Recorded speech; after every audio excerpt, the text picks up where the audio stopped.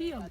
You went with your father to learn how to fish. So it's kind of apprenticeship or mentorship. Your elders would teach you about the story, the sacred story of your people, so you can know who you are, where you came from, who are your forefathers, and what did they do, so they can, enhance your self-esteem.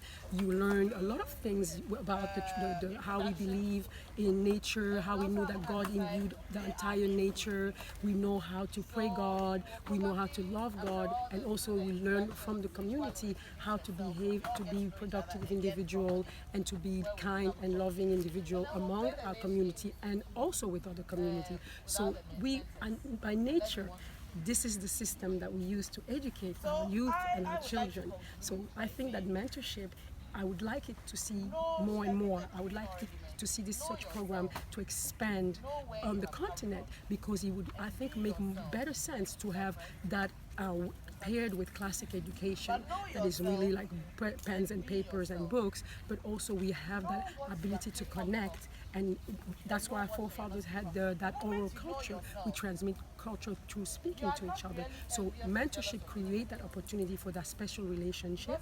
And I think it's really great because young people who can submit themselves and surrender to an elder who has mastered a domain will definitely gain more speaking and seeing them work and practicing themselves with trial and error, rather than just learn from a book that has no life to it, except whatever is written. You cannot really challenge much of a book, but you can ask the questions about why is my mentor saying that. Maybe she can share with you some kind of life experience she had that made her get to that conclusion. Okay, briefly, ma'am. Today's theme is on being bold for change. What is it about women? What is it about change? I want you to elaborate on it. Yes, the narrative of being bold, it's really, again, I'm very keen on always making reference to traditional culture. Those are language that we didn't really have to use. Don't forget, we're using a foreign language to communicate with each other. We're using English or French or Portuguese.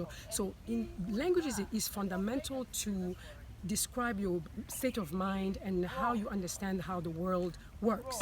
So when we say being bold, in a traditional language, I don't even know the reference to that in Lingala. What does that mean? Because in our sense, we didn't have to assess ourselves as women and being bold. Just being a woman was bold enough.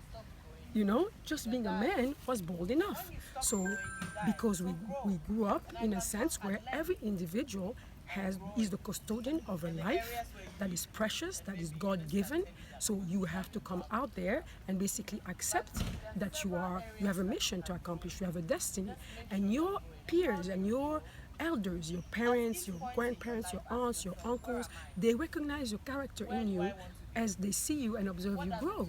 And they recognize your talents also and can guide you so you can also develop them. You can become stronger and stronger at what you are good at. So being bold is, again, something that when you are living in an individualistic society, yes, you almost have to play elbow because it's either me or you.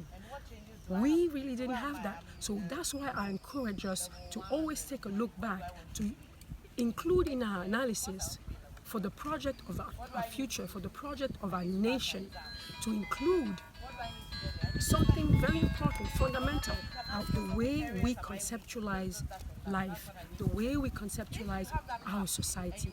What would be the society you would want your children to grow up in? You want them to grow up in a society where he has to fight with 50 people in order to get this job? Or you want him to be in a society where he can say, oh, these 50 people are my brothers and sisters. How about we create something together? So this is my mindset as far as, that statement. A quick one. Are women really their own enemies? Well, they have become their own enemies because, again, we live in a paradigm that is not ours.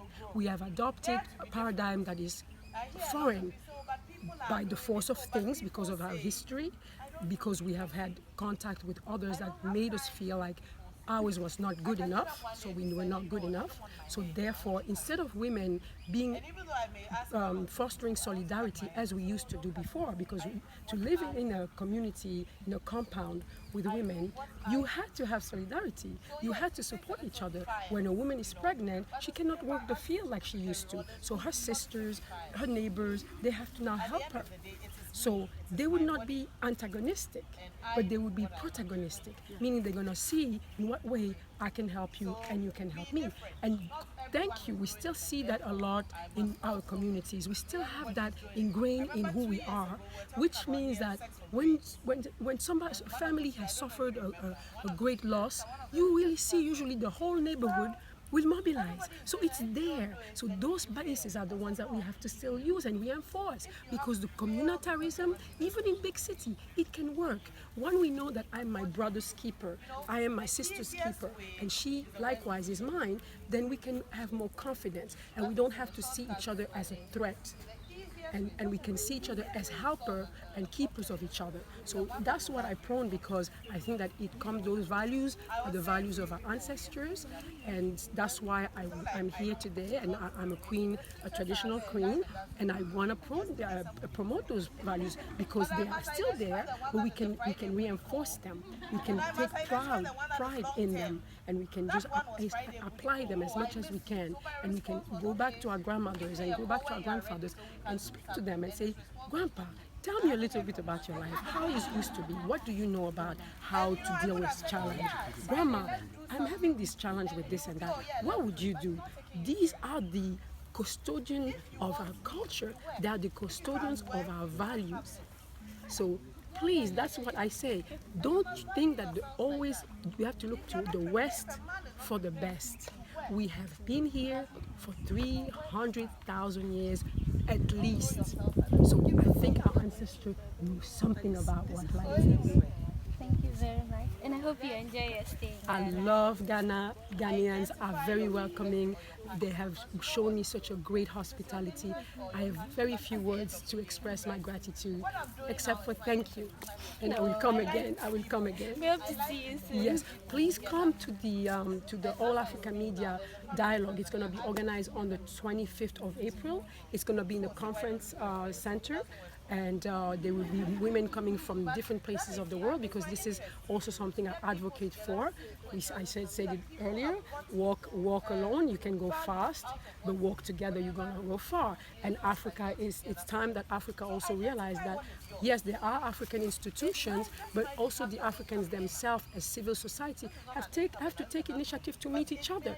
We cannot just say, our leaders go ahead and go meet each other in some summit conferences, and they leave there and yeah, we did a good job, but the people really don't feel connected. So that's why as a person, I'm not a politician. I'm not in my capacity of some big head of state. I'm in my capacity of ambassador of my people of Bakwa Indu, and I come to meet other people of other clans, and I say, hey, how are you? Who are you? I'm this, and I get introduced, and we can now say, oh, I know, I have family in Congo. I have a mother in Congo. I have a grandmother in Congo, because I'm a grandmother. So, okay. So thank you very much. You are welcome. Thank you, ma'am. Thank you. All right.